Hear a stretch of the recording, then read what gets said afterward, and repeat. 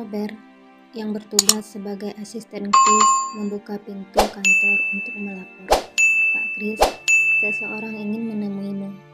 Dia menoleh sejenak, kembali sibuk menandatangani berkas yang menumpuk di meja. "Bukankah di jadwalku tidak ada meeting?" "Tidak ada, Pak." Chris menghentikan pekerjaan lalu melirik jam tangannya. "Izinkan dia masuk," ucap pria berwibawa tersebut sambil membetulkan kacamata yang bertengger di hidung mancungnya. "Baik, Pak." Robert undur diri meninggalkan tempat itu. "Siapa yang ingin menemuiku pagi ini?" gumannya. "Permisi, Pak Chris. Ada yang perlu saya bantu? Bapak sepertinya sangat sibuk." Dia refleks mengangkat kepala setelah mendengarkan suara yang terdengar familiar baginya. Dia dapati Ayunda menyambut dengan senyuman ramah dan berdiri di depan meja kerjanya. Tak sengaja, tatapan mereka saling beradu. Namun, Ayunda segera mengalihkan pandangan yang tak lama juga disusul Chris. "Maaf, Pak Chris, barangkali kedatanganku mengganggu pekerjaanmu?" Tidak sama sekali. Silakan duduk." "Terima kasih, Pak." Pekerjaan prioritas, namun tak pantas mengabaikan bawahan yang sedang menghadap atasannya, bukan? Ayunda tiba-tiba tersenyum kecil, mendengarkan penuturan rendah hati Chris, dan dia duduk di sofa. Chris terdiam sesaat, berusaha menyembunyikan kecanggungannya. "Apa ada sesuatu yang ingin kamu katakan sehingga menemuiku?" Dia melanjutkan pekerjaan dan mengambil beberapa berkas yang masih tersisa untuk ditandatanganinya. Ayunda melirik dan mengamati wajah teduh Chris yang fokus menatap berkas. Dia pria lembut namun tegas berwibawa. Tidak, Pak. Karena alasan kemarin." Lupakan saja." Ayunda tidak melanjutkan kalimatnya dan bergegas bangkit. "Ada sesuatu yang mendesak ingin kamu sampaikan kepadaku?" Chris memberikan penekanan agar Ayunda berterus terang dan menghentikan pekerjaannya. "Tidak ada, Pak. Aku hanya memenuhi keinginan Bapak yang kemarin menyuruh menemuimu." "Oh, benar. Aku sangat pelupa." Wajah Chris tiba-tiba berubah kaku dan dingin. Entah apa yang tersirat dalam pikirannya. Ini. Aku ingin minta tolong agar kamu mengantarkan berkas ini ke ruangan CEO."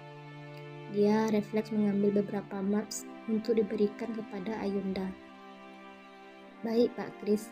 Ayunda perlahan mengambil berkas yang berada di tangan Chris setelah tertegun sejenak dan meninggalkan tempat itu. Ada apa dengan dia? Cukup aneh. Dia berubah menjadi pria dingin berbeda sekali saat pertama bertemu dengannya. Ayunda menggeleng-gelengkan kepala dan terus melangkahkan menuju pintu lift. Apa maps itu begitu penting sehingga dia menyuruhku pagi-pagi begini datang ke kantor? Ayunda mengerutu di dalam hatinya. Mengapa harus ambil pusing mempedulikan tentang orang lain? Seharusnya aku bersyukur dia telah menerima aku bekerja di perusahaan besar ini dengan status dan usiaku yang tak memungkinkan lagi. Ayunda menghela nafas dalam-dalam sejenak, memejamkan mata dan memasuki lift. "Pak, permisi. Ada orang di dalam." Ayunda memutuskan untuk membuka pintu kantor setelah lama menunggu namun tidak ada sahutan dari dalam ruangan. Ayunda memindai setiap sudut ruangan yang berukuran besar, namun tak ada orang. Barisan barang berkelas tertata dengan rapi, dihiasi dengan dekorasi mewah berharga fantastis tentunya. Mata dia tertuju pada sebingkai figura kecil yang tergeletak di meja kerja. Refleks, Ayunda membungkuk, mengamati foto itu lebih dekat dan mencoba tulisan yang tertera di dalamnya. "Mayani?" "Hah? Aku keterlaluan sekali memasuki ruangan ini tanpa izin CEO perusahaan ini. Tempat ini sepertinya sangat privasi. Jika dia mengetahui akan memarahi dan memecatku." Ayunda meletakkan maps di meja dengan tergesa-gesa, ingin keluar secepatnya dari tempat itu, tapi dia terpeleset dan ambruk ke kursi empuk di depannya. Aduh, kakiku sakit sekali. Dia jatuh ke kursi, tepatnya posisi terduduk, dan segera membuka sepatunya. Ayunda meringis, memejamkan mata, menahan sakit, dan menyandarkan tubuhnya sesaat. Setelah membuka mata, dia dapati wanita berpenampilan glamor menatap seksama ke arahnya. Entah sejak kapan wanita tua itu berdiri memaku, memperhatikan dengan menyilangkan kedua lengannya. Maaf Bu, kakiku sakit dan memutuskan beristirahat sejenak di kursi ini. Dia berusaha bangkit dan memasangkan sepatunya. Wajah Ayunda berubah kaku karena merasa bersalah. Bunyi langkah sepatu Nyonya Eliza memecahkan kesunyian di dalam ruangan tersebut. Dia tersenyum ironis lalu menghampirinya. Siapa yang mengizinkanmu memasuki tempat ini? Dia berpangku tangan memindai setiap inci pakaian Ayunda. Maaf Bu, aku melampaui batas, melakukan kesalahan karena memasuki ruangan ini tanpa sepengetahuanmu. Namun Pak Kris menyuruhku untuk mengantarkan berkas ini. Eliza menatap Maps tak berkedip, lalu mengambil dan membukanya. Dia tiba-tiba melebarkan kelopak mata dan bergegas menutupnya. Dia menghela nafas panjang dan berkata, "Apakah kamu wanita yang berada di pameran kemarin?" "Benar, Bu." Ayunda menundukkan kepalanya. "Mulai saat ini, kamu boleh memanggilku Nyonya Eliza." Dia duduk dan meletakkan mapsnya di meja. "Kamu tidak mempelajari etika dengan baik. Perlu diketahui, hanya orang-orang tertentu saja yang diperbolehkan untuk masuk ke ruangan ini. Namun kamu lancang memasukinya. Jika dia mengetahui, pasti sudah memecatmu." "Dia?" Pikiran Ayunda mulai bermuara. Dia sebelumnya berpikiran Nona Eliza lah CEO perusahaan, ternyata bukan. "Mohon maaf Nyonya, aku tidak akan mengulanginya lagi," ucapnya setelah tertegun sejenak. "Apakah dengan kata maaf, semua urusan selesai dan begitu saja? Berjanjilah kepadaku apapun yang kamu lihat di tempat ini agar menutup mulutmu, termasuk kepada CEO perusahaan ini, mengerti?" Eliza melebarkan kelopak mata karena marah. Baik Nyonya." Ayunda sendiri kebingungan karena belum mengetahui siapa CEO perusahaan tersebut, namun dihadapkan oleh masalah yang tiba-tiba terjadi. Selama ini tidak ada satupun karyawan yang memiliki keberanian untuk duduk di kursi ini, namun kamu melakukannya. Aku tidak boleh memandang remeh dirimu. Raut wajah Nyonya Eliza berubah dingin namun tenang. "Maafkan aku Nyonya menyinggung perasaanmu, namun aku tidak memiliki maksud apapun." Ayunda merendahkan suara, sangat menyesali perbuatannya. "Baiklah, anggap saja kamu bernasib mujur, karena aku orang pertama yang menyaksikan keteledoran, bukan orang lain." "Orang lain?" Benak Ayunda berpikir panjang mencerna ucapan Nyonya Eliza.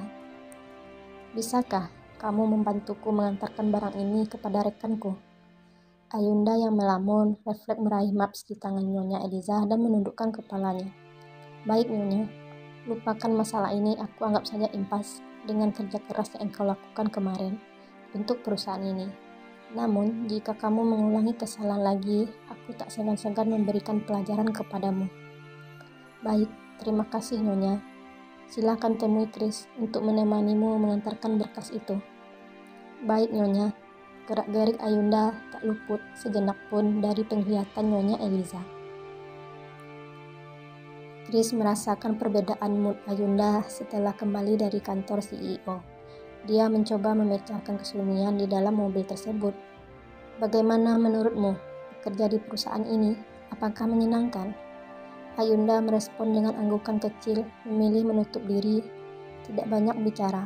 Setelah kejadian tadi pagi, perkataan Nyonya Eliza masih saja terngiang-ngiang di telinganya. Siapa orang yang berani menyinggung perasaan bawahanku?" "Pak Kris, apa pentingnya mempedulikan perasaan bawahanmu, benar kan?